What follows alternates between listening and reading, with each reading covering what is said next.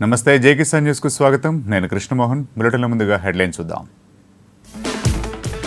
ఆంధ్రప్రదేశ్లో జోరుగా ఏసీబీ దాడులు గుంటూరు విశాఖలో దొరికిన అధికారులు నేడు నామినేషన్ దాఖలు చేయనున్న రామ్నాథ్ కోవింద్ హాజరు కానున్న తెలుగు రాష్ట్రాల ముఖ్యమంత్రులు విజయవంతంగా నింగిలోకి పిఎస్ఎల్వి C-38 ప్రయోగం ఫలించిందన్న శాస్త్రవేత్తలు పొలిటికల్ ఎంట్రీపై త్వరలో క్లారిటీ మరోసారి అభిమానులతో భేటీ అవుతానంటున్న రజనీకాంత్ రాష్ట్రపతి అభ్యర్థిగా మీరా కుమార్ ప్రకటించిన ప్రతిపక్షాలు ఇక డీటెయిల్స్కి వెళ్తే ఆంధ్రప్రదేశ్లో ఏసీబీ దాడులు జోరుగా జరుగుతున్నాయి అవినీతిపరుల కూపీలాగి ఏసీబీ అధికారులు దాడులు నిర్వహిస్తున్నారు ప్రజారోగ్య శాఖ engineering in chief director Panduranga Rao ఇంట్లో ఏసీబీ ఈ ఉదయం సోదాలు నిర్వహించింది విజయవాడలో 2 చోట్ల గుంటూరు హైదరాబాద్ పశ్చిమ గోదావరి జిల్లాలోని బంధువుల ఇళ్లలో ఏకకాలంలో ఏసీబీ అధికారులు దాడులు చేసి సోదా చేయగా అక్రమాస్తులకు సంబంధించి డాక్యుమెంట్స్ బయటపడ్డాయి అదేవిధంగా విశాఖలో Andhra medical college professor doctor Babu Vijay Kumar ఇంట్లో ఏసీబీ అధికారులు సోదాలు చేశారు పాండురంగారావు విజయ్ కుమార్లు వ్యాపార భాగస్వాములుగా గుర్తించారు విశాఖలో 8 చోట్ల సోదాలు రాష్ట్ర వ్యాప్తంగా 11 చోట్ల సోదాలు ఏసీబీ అధికారులు నిర్వహించారు ఇదే విషయంపై పూర్తి సమాచారాన్ని మా విజయవాడ బ్యూరో చీఫ్ రాజా రమేష్ అందిస్తారు రమేష్ చెప్పండి పాండురంగారావుకు సంబంధించి ఏసీబీ అధికారులు రైడ్ చేసినట్టు తెలుస్తుంది ఏమి ఆస్తులు కనిపెట్టారు కృష్ణమోహనం మనం ప్రస్తుతం గమనించినట్టయితే దీపం ఉండగానే ఇల్లు చక్క పెట్టుకోవాలనే సామెత ఏదైతే ఉందో ఉద్యోగం ఉండగానే ఆస్తులు కూడబెట్టుకోవాలనే ఒక ఆలోచన ప్రభుత్వ ఉద్యోగుల్లో అందరిలో కూడా పూర్తిగా కనిపిస్తున్న పరిస్థితి కనిపిస్తుంది దాంట్లో భాగంగానే విపరీతంగా అక్రమాస్తులు సంపాదించాలనే యోచనలో ఉన్నారు దాంట్లో భాగంగానే ఈ అక్రమాస్తులు కూడబెట్టుకోవడం అదేవిధంగా లంచాలను పెద్ద స్థాయిలో తీసుకోవడం అనే సంఘటనలు ఏవైతున్నా ఈ పునరావృతం అవుతున్న పరిస్థితి కనిపిస్తుంది నిన్న గుంటూరులో కూడా ఇదే వర్షం కూడా జరిగింది నిన్న గుంటూరు రిజిస్టర్ ఆఫీస్ లో కూడా షరీఫ్ అనే ఒక జూనియర్ అసిస్టెంట్ కి సంబంధించి అతను కూడా రెడ్ హ్యాండెడ్ గా ఏసీబీకి ట్రాప్ లో జరగడం జరిగింది ఈ రోజు జరిగిన సంఘటనలో కూడా రంగారావుకి సంబంధించినటువంటి అంశాన్ని కనుక గమనించినట్టయితే రాష్ట్ర వ్యాప్తంగా కూడా 11 చోట్ల సంబంధించినటువంటి అక్రమ ఆస్తులు వెలువడి అనేది ఏసీబీ అధికారుల యొక్క ప్రాథమిక నిర్ధారణ తెలిసింది దీనికి సంబంధించి అనేక విలువైన డాక్యుమెంట్లు దస్తావేజులు అదేవిధంగా గోల్డ్ అదేవిధంగా కొన్ని లాకర్లు కూడా ఓపెన్ చేయాల్సి ఉన్న పరిస్థితి అయితే కనిపిస్తుంది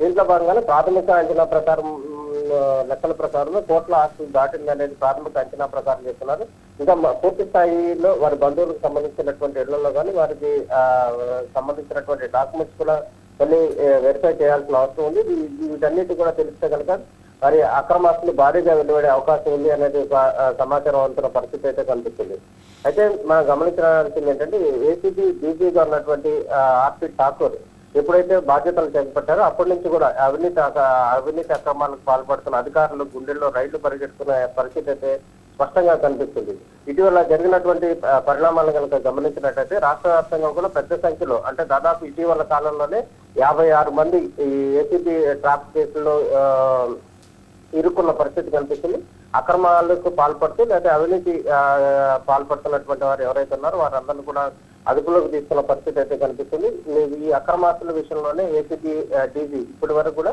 56 కేసులు తాజాగా కూడా నమోదు చేసిన పరిస్థితి అయితే స్పష్టంగా కనిపిస్తుంది కృష్ణమాన్ అయితే విజయవాడలో 2 చోట్ల గుంటూరు హైదరాబాద్ పశ్చిమ గోదావరి జిల్లాలోని బంధువుల ఇళ్లలో కూడా ఏసీబీ అధికారులు ఏకకాలంలో దాడి చేయడం జరిగింది ఏమి ఆస్తులు బయటపడ్డాయి పాండురంగారావుకి సంబంధించి ఇప్పటికి వరకు కనుక గమనించినట్టు ఆ ఫ్లాట్స్ ఏవైతే ఉన్నాయో ఫ్లాట్స్ కూడా ఉన్నాయి అదేవిధంగా పొలాలకు ఈ విపరీతంగా కూడా పొలాలు ఉన్నాయి ఎంత పొలాలు ఉన్నాయి అనేది ఇంకో కొంత క్లారిటీ రావాల్సింది. అదేవిధంగా దీనికి సంబంధించి ఇప్పటికే కూడా అపార్ట్మెంట్స్ లో కూడా ఇన్వెస్ట్ చేశారు. అదేవిధంగా చాలా చోట్ల దీనికి సంబంధించినటువంటి దాదాపు 100 కోట్ల ఆస్తులు ఉండొచ్చు అనేది అయితే ప్రాథమిక అంచనా వరకు చెప్తున్న పరిస్థితి కనిపిస్తుంది. ఈ ప్రొఫెసర్ గా పనిచేస్తున్నటువంటి ఈ విజయ్ కుమార్ గాని లేకపోతే వీళ్ళు పాండురంగారావు గాని వీరిద్దరు కూడా వ్యాపారంలో భాగస్వాములుగా పనిచేస్తూ ఉన్నారు. ఇదే విధంగా దీంట్లో కనుక గమనించినట్టయితే విశాఖలో కూడా 9 చోట్ల, అదేవిధంగా కృష్ణా, గుంటూరు, వేలూరు ఈ పలు చోట్ల కూడా దీనికి సంబంధించినటువంటి ఆయన విజయ్ కుమార్ అదేవిధంగా పాండురంగారావుకు సంబంధించినటువంటి బంధువుల ఇళ్లలో కూడా పూర్తి స్థాయిలో దర్యాప్తు చేస్తున్న పరిస్థితి కనిపిస్తుంది. ఇప్పటి వరకు అంటే ప్రాథమిక అంచనా ప్రకారం వారు చెప్తున్నది ఏంటంటే దాదాపు 100 కోట్ల వరకు ఉండొచ్చు అనేది ఒక ప్రాథమిక అంచనాలు చెప్తున్నారు. వీళ్ళు వ్యాపార భాగస్వాములుగా ఉన్న నేపథ్యంలో ఈ ఆస్తులు కూడబెట్టామనేది వీళ్ళు చెప్తున్నటువంటి వర్షన్ గా కనిపిస్తుంది. అయితే ఈ విషయం సంబంధించి పాండురంగారావుని అరెస్ట్ చేశారా? అంటే ఏసీబీ ట్రాప్ అయిన వెంటనే దీనికి సంబంధించినటువంటి ఏసీబీ ప్రాథమికంగా అదుపులోకి తీసుకున్న పరిస్థితి అయితే కనిపిస్తుంది. అంటే పూర్తి స్థాయి అంటే అరెస్ట్ చేశారనే చెప్పుకోవాలి. ఇది ట్రాప్ జరిగినప్పుడు మనం ప్రధానంగా మనం గమనించినట్టు ఏసీబీ ట్రాప్ కేసుల సందర్భంలో వారు ఎవరైతే ఉంటారో వారికి సంబంధించి వారి ఇంట్లో అటాక్ చేసిన సందర్భంలో దానికి సంబంధించి వారిని అదుపులోకి తీసుకున్నట్టుగానే భావించారు. ఎందుకంటే వారిని ఆ ఇంట్లో నుంచి బయటకు వెళ్ళినవారు వెళ్లకుండానే పూర్తి స్థాయి ఆస్తులకు సంబంధించిన వివరాలు, డాక్యుమెంట్లకు సంబంధించిన వివరాలు తీసుకుంటారు. తీసుకున్న తర్వాత కంక్లూడింగ్ అయిపోయిన తర్వాత వారిని అటు అరెస్ట్ స్పాట్ లోనే అరెస్ట్ చేయడం జరుగుతుంది. కాబట్టి ఇది అరెస్ట్ చేశారని చెప్పి భావించాల్సిన పరిస్థితి కనిపిస్తుంది. Right. Thank you Raja Ramesh. Next మనం ఇదే విషయానికి సంబంధించి మా విశాఖ ప్రతినిధి రవికాంత్ మరింత సమాచారం అందిస్తారు. రవికాంత్, హలో. అయితే విజయవాడలో ఏసీబీ దాడిలో దొరికినటువంటి పాండురంగారావుకి Andhra medical college professor doctor Babu Vijay కుమార్కు వ్యాపార భాగస్వామ్యం ఉందని, అక్కడ కూడా ఆయనకు సంబంధించిన ఆస్తులకు సంబంధించి సోదాలు చేసినట్టుగా తెలుస్తుంది. అయితే ఆ విజయ్ కుమార్కి సంబంధించినటువంటి సోదాల్లో ఆయన ఆస్తులకు సంబంధించి ఏమేమి బయటపడ్డాయి, అక్కడ ఏసీబీ అధికారులు ఏమంటున్నారు? కృష్ణమోహన్, ఆంధ్ర మెడికల్ కాలేజీలో ప్రొఫెసర్ గా పనిచేస్తున్న డాక్టర్ బాబు విజయ్ కుమార్ ఈరోజు ఏసీబీ అధికారులు దాడులు నిర్వహించారు. విశాఖలో 8 చోట్ల, విజయవాడ, గుంటూరు, హైదరాబాద్, వెస్ట్ గోదావరి జిల్లాలోని బంధువులలో ఏకకాలంలో దాడులు నిర్వహించారు. అయితే ఈ ప్రజారోగ్య శాఖ ఇంజనీరింగ్ చీఫ్ డాక్టర్ పాండురంగారావు మీద కూడా ఇదే సమయంలో ఏసీబీ అధికారులు దాడులు నిర్వహించారు. వీరిద్దరికి వ్యాపార భాగస్వామ్యం ఉన్నట్టు గుర్తించారు అధికారులు. విశాఖలోని ఒక సూపర్ స్పెషాలిటీ హాస్పిటల్ ని వీరిద్దరూ కలిసి భాగస్వామ్యం మీద కన్స్ట్రక్షన్ చేస్తున్నట్టు గుర్తించారు. అలాగే మాధవదారిలోని విశాఖపట్నంలోని నగరం నడిబట్టున ఉన్న మాధవదారిలో ఒక క్లినిక్ ఉంది, ఒక హాస్పిటల్ ఉంది, అది కూడా వీళ్ళిద్దరి పేరు మీద ఉన్నట్టుగా గుర్తించారు. అలాగే ఈయన నివాసం కూడా డాక్టర్ బాబు విజయ్ కుమార్ నివాసం కూడా మాధవదారిలోనే. ఆయన ఇంట్లోని పలు కీలక డాక్యుమెంట్లు, నగదు, బంగారం స్వాధీనం చేస్తున్నట్లు మనకు తెలుస్తుంది, మనకున్న సమాచారం ప్రకారం. కృష్ణమోహన్, అయితే విజయ్ కుమార్ అదుపులోకి తీసుకున్నారా పోలీసులు? అంటే అరెస్ట్ చేశారా? ఇంకా లేదు కృష్ణమోహన్. ఆయన ఇంకా ఇంట్లోనే సోదాలు జరుగుతున్నాయి, అలాగే బంధువులలో కూడా సోదాలు జరుగుతున్నాయి. ఇవన్నీ ఒక కొలిక్కి వచ్చాక ఈ డాక్యుమెంట్లు, బంగారం లేదంటే ఈ వ్యాపార భాగస్వామ్యం సంబంధించిన ఆధారాలు సేకరించిన తర్వాత వాటికి సంబంధించి ఎంత ఆస్తులు కానీ అనేది ఒక లెక్క వేసి దాని ప్రకారం సాయంత్రానికి ఒక అంచనాకి వచ్చే అధికారులు ఆయన్ని అదుపులోకి తీసుకునే అవకాశం ఉంది. ప్రస్తుతం అయితే ఆయన నివాసంలో ఉన్నారు, ఆయన సమక్షంలోనే సోదాలు అవి జరుగుతున్నాయి. అంటే ప్రస్తుతం కూడా ఇప్పుడు ఏసీబీ అధికారులు విజయ్ కుమార్ ఇంట్లోనే ఉన్నారు. ఇప్పటి వరకు ఎన్ని ఆస్తులు బయటపడ్డాయి రైడ్ లో? అదే కృష్ణమాన్, ఇంకా లెక్కించాల్సి ఉందంట. సూపర్ స్పెషాలిటీ హాస్పిటల్ కన్స్ట్రక్షన్ చేస్తున్నారు, దానికి సంబంధించిన డాక్యుమెంట్లు కానీ ఈ వ్యాపార అగ్రిమెంట్లు కానీ ఎవరైతే పాండురంగారావు గారు ఉన్నారో పాండురంగారావుకి డాక్టర్ బాబు విజయ్ కుమార్ కి సంబంధించిన అగ్రిమెంట్లకు సంబంధించిన డాక్యుమెంట్లు స్వాధీనం చేస్తున్నారు. నగదు అయితే దాదాపు ఒక ₹1,00,000 నగదు గుర్తించినట్లుగా సమాచారం. బంగారం, డాక్యుమెంట్లు ఉన్నాయి, అవన్నీ భారీ ఎత్తున ఉన్నట్లుగా మనకు అందిన సమాచారం. వాటికి సంబంధించిన పూర్తి సమాచారాన్ని సాయంత్రానికి అందించగలమని ఏసీబీ అధికారులు చెప్తున్నారు. Right. Thank you Ravikanth.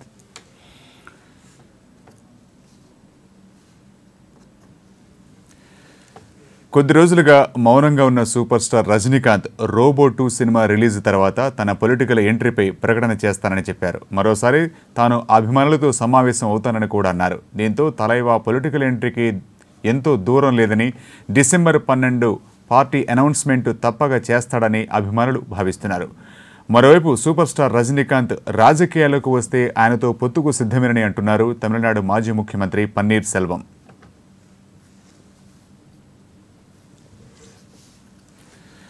శ్రీహరికోటలోని SHAR కేంద్రం నుంచి polar satellite launch vehicle C-38 rocket ప్రయోగం విజయవంతమైంది. 28 గంటల నిరంతర కౌంట్డౌన్ ప్రక్రియ అనంతరం ఈ ఉదయం 9 గంటల 29 నిమిషాలకు రాకెట్ నింగిలోకి దూసుకెళ్లింది. నిర్ణీత సమయంలో నిర్దేశిత కక్షలోకి 30 ఉపగ్రహాలను ప్రవేశపెట్టింది.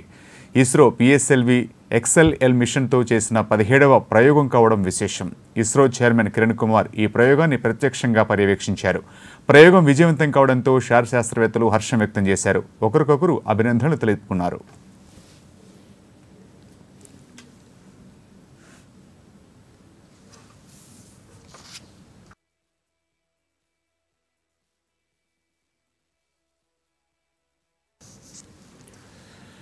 ఎన్డీఏ రాష్ట్రపతి అభ్యర్థి రామ్నాథ్ కోవింద్ ఇవాళ నామినేషన్ దాఖలు చేయనున్నారు. అట్టహాసంగా జరగనున్న ఈ కార్యక్రమానికి బీజేపీ పాలిత రాష్ట్రాల సీఎంలతో పాటు ఎన్డీఏ మిత్రపక్ష పార్టీల నేతలు, గోవింద్కు మద్దతు పలికిన వివిధ పార్టీల అధినేతలు హాజరవుతున్నారు.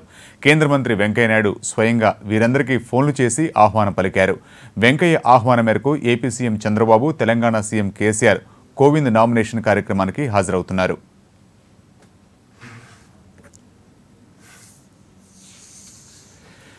తెలంగాణ రాష్ట్రంలో దళితులను మోసం చేసిన సీఎం కేసీఆర్ ఎన్డీఏ రాష్ట్రపతి అభ్యర్థికి మద్దతు ఇస్తున్నట్లుగా చెప్పడం పచ్చి వంచనని టీపీసీసీ ఉపాధ్యక్షుడు మల్లు రవి అన్నారు. దళితుడిని సీఎం చేస్తానని ఆ పదవిలో కూర్చున్న కేసీఆర్ వారికి ఇస్తానన్న 3 ఎకరాల భూమిని కూడా ఇవ్వలేదని మండిపడ్డారు. పేదలకు డబుల్ బెడ్రూమ్ ఇళ్లు, విద్యార్థులకు ఫీజు రియంబర్స్మెంట్ బకాయిలు చెల్లించకుండా మోసం చేస్తున్నారని కేసీఆర్ను మల్లు రవి విమర్శించారు. సంపూర్ణ అవగాహనతో పనిచేస్తున్నారు అని చెప్పటానికి నిన్న మొన్న జరిగినటువంటి ఒక సంఘటన మీ దృష్టికి తీసుకుని వస్తున్నాం. బీజేపీ ప్రెసిడెంట్ ఆఫ్ ఇండియా అభ్యర్థి కోసం రామ్నాథ్ కోవింద్ అనేటటువంటి ఒక అభ్యర్థిని ప్రకటించిన వెంటనే 29 రాష్ట్రాల్లో మొదటి మీరు సపోర్ట్ చేస్తున్నారు. ఈ బిల్లుకు ఆయన సపోర్ట్ కూడా కావాల్సి వస్తే ఆయన దగ్గర మీరు ముందుగానే ఈ 12% రిజర్వేషన్ ముస్లిమ్స్కి ఇచ్చే దాని మీద మాట తీసుకున్నారా? 12% రిజర్వేషన్ ప్రధానమంత్రి గారు ఈ 12% రిజర్వేషన్ ఇవ్వడానికి ప్రధానమంత్రి గారు సానుకూలంగా ఉన్నారని ఈ మధ్య ఇఫ్తార్ విందులో ముఖ్యమంత్రి గారు చెప్పారు. అది ఊరికే ఒక మామూలు కామెంట్గా తీసుకోవాలా లేక మీకు మాట ఇచ్చారా? ఒకవేళ నిజంగానే మీరు ఇంతకుముందు సింగరేణిలో వారసత్వ ఉద్యోగాలు ఇస్తామని చెప్పి అధికారులకు వచ్చిన సీఎం కేసీఆర్ తన హామీని నిలబెట్టుకోవాలన్నారు టీపీసీసీ చీఫ్ ఉత్తమ్ కుమార్ రెడ్డి. పెద్దపల్లి జిల్లా గోదావరిఖనిలో సమ్మె చేస్తున్న సింగరేణి కార్మికులకు టీ కాంగ్రెస్ సంఘీభావం తెలిపింది. వారసత్వ ఉద్యోగాల పేరుతో కార్మికులకు వెన్నుపోటు పొడిచిన కేసీఆర్ సీఎం పదవికి రాజీనామా చేయాలని ఉత్తమ్ డిమాండ్ చేశారు. తెలంగాణ ఏర్పాటులో కీలక పాత్ర పోషించిన సింగరేణి కార్మికులకు అన్యాయం చేస్తే ఊరుకునేది లేదని ఆయన హెచ్చరించారు.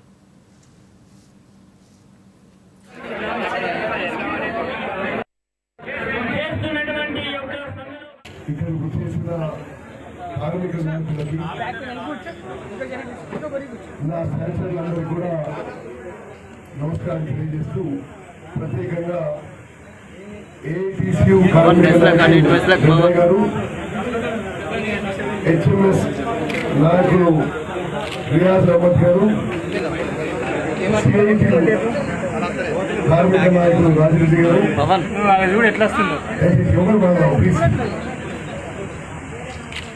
బిఎంఎస్ నాయకులు లక్ష్మీనారాయణ గారు, పెద్దలు గౌరవనీయులు ఐఎన్టీసీ సురేష్ ప్రసాద్ గారు, రాజీవ్ గారు, గౌరవనీయులు సీనియర్ నాయకులు, కాంగ్రెస్ పార్టీ శాసనసభాపక్షం ఉప నాయకులు శ్రీరెడ్డి గారు, మాజీ మంత్రివర్యులు శ్రీధర్ బాబు గారు, నేతన్నకు అన్ని రకాలుగా అండగా నిలుస్తున్న రాష్ట్ర ప్రభుత్వం మరో కీలక నిర్ణయం తీసుకుంది. Telangana handloom weavers thrift fund savings and security scheme పేరిట పొదుపు పథకానికి శ్రీకారం చుట్టనుంది. ఈ పథకాన్ని యాదాద్రి భువనగిరి జిల్లాలోని పోచంపల్లిలో ఈ నెల 24న ప్రారంభించనున్నట్లు కేటీఆర్ చెప్పారు. ఈ పథకం ద్వారా చేనేత, పవర్లూమ్ కార్మికులకు లబ్ధి చేకూరనుంది. బేగంపేట క్యాంపు కార్యాలయంలో చేనేత జౌళి శాఖ అధికారులతో జరిగిన సమీక్షలో మంత్రి కేటీఆర్ ఈ పథకాన్ని ప్రకటించారు. గతంలో ఈ పథకాన్ని పూర్తిగా మార్చి ఉన్నత నేతలకు అత్యధిక ప్రయోజనాలు చేకూరేలా దీన్ని రూపొందించామని మంత్రి కేటీఆర్ తెలిపారు.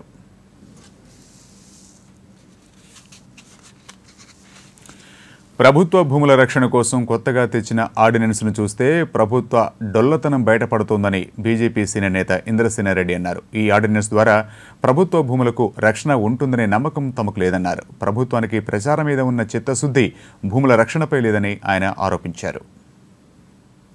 ఉపోద్ఘాతం ఏదైతే ఉందో ఆర్డినెన్స్ తీసుకొచ్చినటువంటి ఉపోద్ఘాతం, ఈ ఉపోద్ఘాతంలో కూడా రైతుల విషయంలో, లోన్ తీసుకునేటువంటి వాళ్ళ విషయంలో, లేదా ల్యాండ్ని సక్రమంగా రిజిస్ట్రేషన్ చేసేటువంటి విషయంలో ఇబ్బందులు అవుతున్నాయి, అందుకొరకు ఈ రకంగా చేస్తున్నామని చెప్పారు.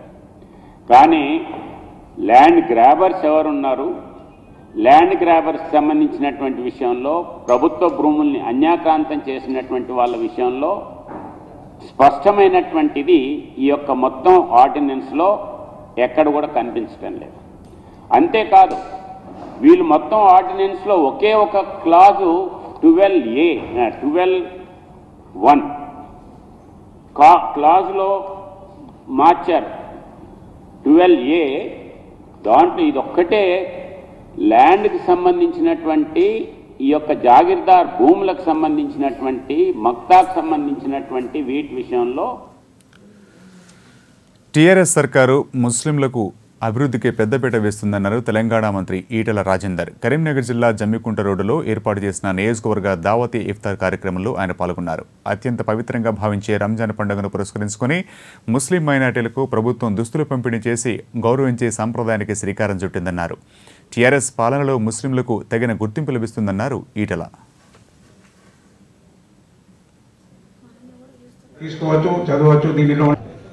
చెప్పాలంటే తెలంగాణ రాష్ట్రం వచ్చిన తర్వాత మన ఆత్మగౌరవం పెరిగేది, మన సాంప్రదాయాన్ని, మన పద్ధతులను గౌరవించేటువంటి పద్ధతి వచ్చింది.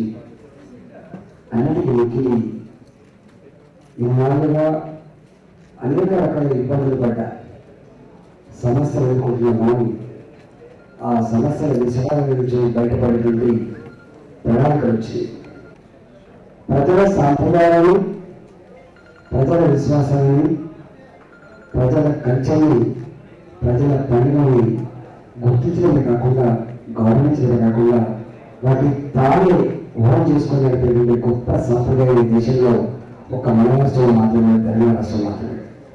ఇక్కడ కూడా ఈ సాంప్రదాయం లేదు. రాబోయే కాలంలో తప్పకుండా మనకున్నటువంటి మౌలిక సమస్యల పరిష్కార విషయంలో మేమంతా ఉంటాం. ఆ సమస్యల పరిష్కారానికి డబుల్ బెడ్రూమ్ నిర్మాణానికి కాంట్రాక్టర్లు ముందుకు రావాలని పిలుపునిచ్చారు తెలంగాణ మంత్రి ఈటెల రాజేందర్. కరీంనగర్ జిల్లాలో పర్యటించిన ఈటెల పలు కార్యక్రమాల్లో పాల్గొన్నారు. ఇండ్ల నిర్మాణాలలో ఏమీ నష్టం ఉండదని, సకాలంలో లబ్ధిదారులకు ఉండే నాణ్యతా ప్రమాణాలతో నిర్మించి ఇస్తామని మంత్రి తెలిపారు. రాష్ట్ర ప్రభుత్వం కరీంనగర్ జిల్లాకు మంజూరు చేసిన డబుల్ బెడ్రూమ్ ఇళ్ల నిర్మాణాలను అన్నింటినీ జూలై మొదటి వారంలో ప్రారంభించాలని మంత్రి ఈటెల అధికారులను ఆదేశించారు. సంతోషం. 2 సంవత్సరాలే డబుల్ బెడ్రూమ్ సంబంధించిన స్టేట్మెంట్ ఇస్తున్నాం. మొదలు పెడుతున్నాం అనేటువంటి స్టేట్మెంట్స్ వస్తున్నాయి. ఏ గ్రామానికి పోయినా ఇంకెప్పుడు కడతారు బిడ్డ అనేటువంటి మాట వస్తారు. కానీ ఎవరు ముందుకు రావట్లే. అనేక దఫాలుగా టెండర్లు పిలిచిన ఒక్కనాడు ఒక కాంట్రాక్టర్ కూడా ముందుకు వేయలే. ప్రభుత్వం దీన్ని ప్రతిష్టాత్మకంగా భావించింది. ఇది ఎక్కడ గొప్ప కట్టబడుతున్నాయంటే ముఖ్యమంత్రి గారి కాన్ఫరెన్స్ దగ్గర 1, ఇరిగేషన్ మినిస్టర్ గారి దగ్గర 2, సిరిసిల్లలో 3, R&B మినిస్టర్ కాడ ఆ కాంట్రాక్టర్ ఉంది కాబట్టి 4.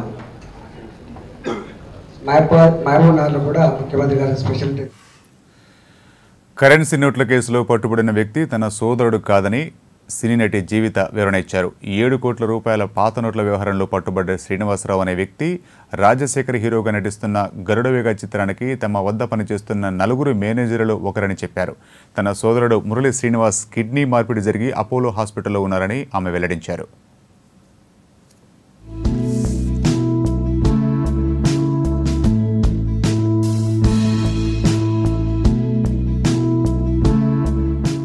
ఇప్పుడు 7 కోట్లు దొరికేసేసి నా దగ్గర నా ఊళ్ళో దొరికితే నేను ఇక్కడ ఎలా కూర్చుంటా? ఫస్ట్ ఆఫ్ ఆల్ అవునా కదా? ఇప్పుడు మాది ఇన్వాల్వ్మెంట్ అయ్యి ఉండి మాకు తెలిసి మా పక్కన మా ఒంట్లో జరుగుంటే మాకు తెలియకుండా ఎలా ఉంటుంది? సో అతను ఏం చేశాడు, ఎందుకు పట్టుబడ్డాడు, ఎలా పట్టుబడ్డాడు, అతను ఎంతవరకు ఇన్వాల్వ్మెంట్ ఉన్నది అది అతనికి తెలియాలి, పోలీసులకు తెలియాలి. ఇంతవరకు నాకు ఒక్క కాల్ రాలే. మా బ్రదర్ పేరు మురళీ శ్రీనివాస్. అతను అపోలో హాస్పిటల్లో కిడ్నీ ట్రాన్స్ప్లాంట్ అయ్యింది, ట్రీట్మెంట్లో ఉన్నాడు. వెళ్ళి చూసుకోవచ్చు మీరు, అది రూమ్ నెంబర్తో సహా నేను చెప్తా. కానీ ఇది మీరు రాసేసి అతనికి 2 కూతుర్లు ఉన్నారు, వాళ్ళకి ఒక సామాజిక స్పృహ ఉన్నవారు రాజకీయాల్లోకి రావాలని పిలుపునిచ్చారు జనసేన పార్టీ అధినేత సినీ నటుడు పవన్ కళ్యాణ్. పాలకులు చేస్తున్న తప్పులకు ప్రజలు ఇబ్బంది పడుతుండడం చూసి తాను చలించిపోయానని చెప్పారు. హైదరాబాద్లోని జనసేన ఆఫీసులో పార్టీ నిర్వహిస్తున్న టాలెంట్ సెర్చ్ శిబిరంలో పాల్గొన్న ఆయన యువతను ఉద్దేశించి ప్రసంగించారు.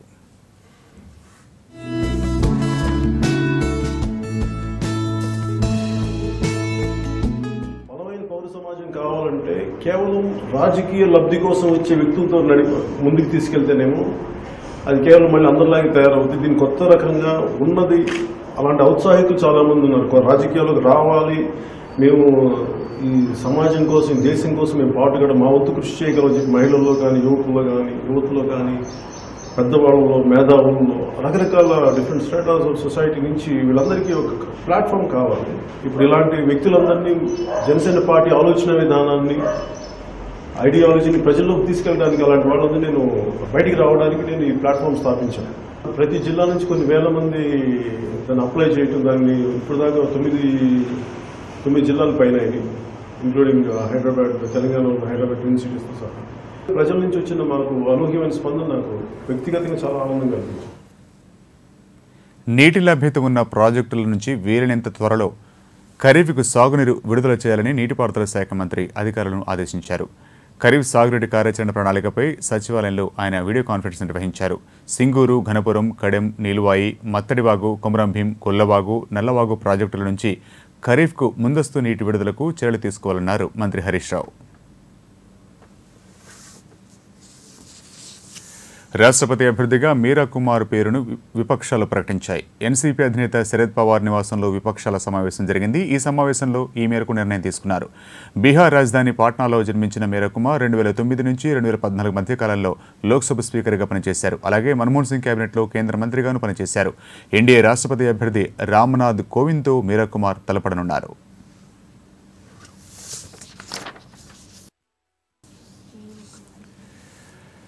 రైతులకు రుణమాఫీ చేయడం ఫ్యాషన్గా మారిపోయిందన్నారు కేంద్ర మంత్రి వెంకయ్యనాయుడు. అత్యంత కఠిన పరిస్థితులు నెలకొన్నప్పుడే రుణమాఫీ చేయాలే తప్ప ఇదే తుది పరిష్కారం కాదని ఆయన చెప్పారు. రుణమాఫీ వల్ల ఆర్థిక పరిస్థితుల్లో ఒత్తిడి కలిగే అవకాశం ఉంటుందని అన్నారు. అలాగే రైతుల బాగోగులు ప్రభుత్వాలు చూసుకోవాలని తెలిపారు. On delivery, on health, on education, on connectivity, on providing basic amenities, and the business has to be left to the business people, and it should be regulated. That's why we have regulators here. Regulated, and government should give a helping hand holding. This is what is happening. This is a new change that is happening. So I appeal to all the local bodies across the country, follow the Pune model, follow the Ahmedabad model, and then raise resources. You can raise resources provided you are transparent, provided you are able to take the people into confidence, involve the people, what sort of city they want. Pune people should decide, not Delhi people. Surat people should decide. So this is what Prime Minister told me. And then it should become a people's movement. I'm happy that's catching up across the country. That's why this credit rating. Now we allowed PPP, public-private partnership. More than 36 ambassadors of different countries, they met me and they told me. EV Bulletin విశేషాలు. Keep watching Jay Kisan News.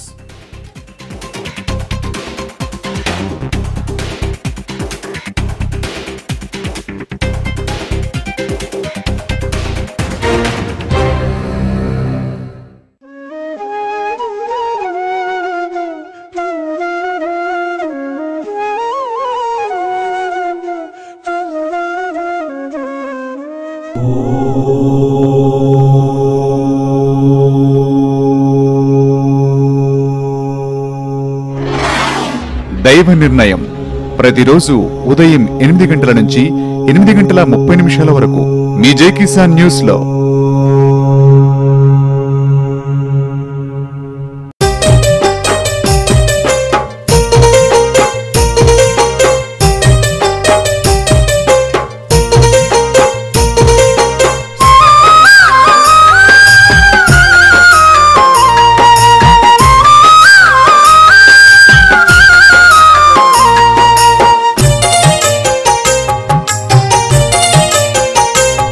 రైతును మానసికంగా శారీరకంగా బాధించి కూడబెట్టే సంపాదన ఎక్కువ కాలం నిలవదు, మీకు సంతోషాన్నివ్వదు, మీ సంతానానికి కూడా లాభించదు.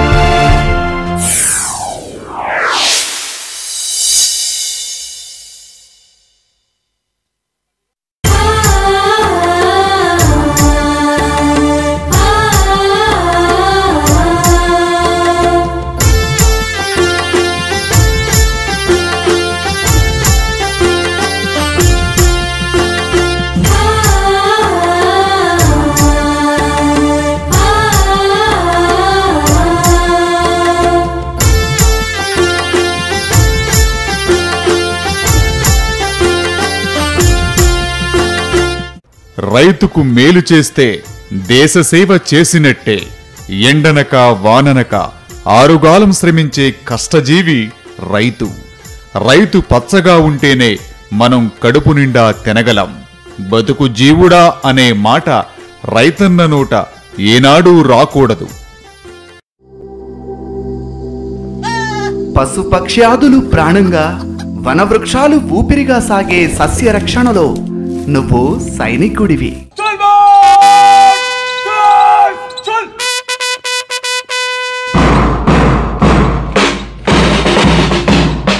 నేల చదును, నింగి అదును, నీటి పదునుల సాధనలో నువ్వు శాస్త్రవేత్తవి. 2 1 0 +1 2 3.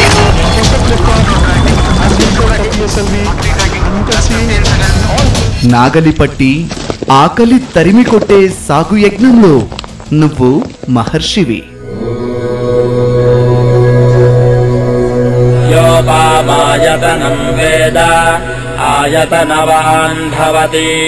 మోడు నేల నుండి మెతుకులు ఏరి చెమటధారల నుండి చక్కెర తీసే బ్రతుకు బడికి నువ్వు ఉపాధ్యాయుడివి. ఓం గురుభ్యో నమః. సహస్రశీరుషం దేవం విశ్వాక్షం విశ్వశంభువం. ఈ సమస్త మానవ జాతికి నీ గుండెను అండగా నిలిపిన ఓ ప్రకృతి పుత్రుడా, నీ పాదాలకు ప్రణమిల్లుతూ జయజేలు పలుకుతూ జై కిసాన్, జై కిసాన్, జై కిసాన్.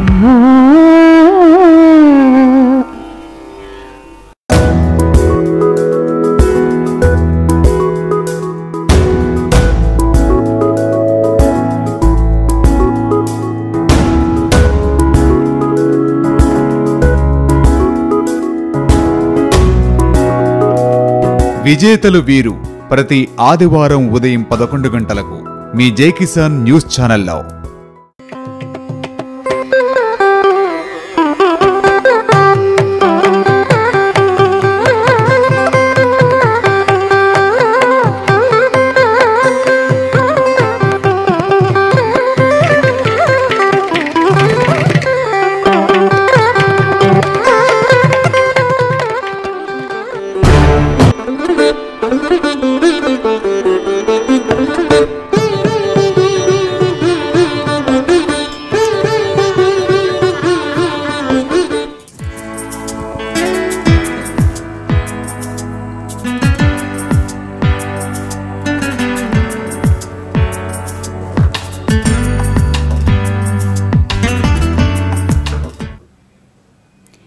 Hi, hello.